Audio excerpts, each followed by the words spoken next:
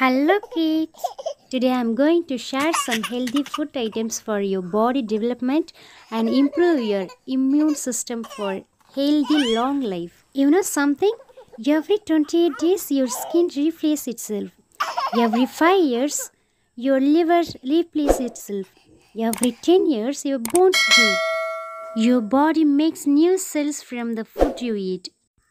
So you have to eat some follows. The first is butter. It's immune your good cholesterol. It's very required to body cells.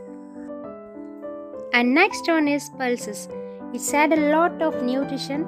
It's help your brain development. And next, grains. You have to eat grains regularly. It's help your healthy weight. And next one is fish. We have to eat fish at least twice a week. And next, fresh juice. It's helped glow your skin and refresh your cells.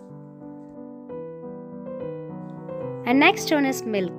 It's had a lot of calcium, vitamins. So, have a milk daily. And next one is eggs. Eggs is a good source of protein. So, we have to eat regularly. And next one is yam. It's too also good.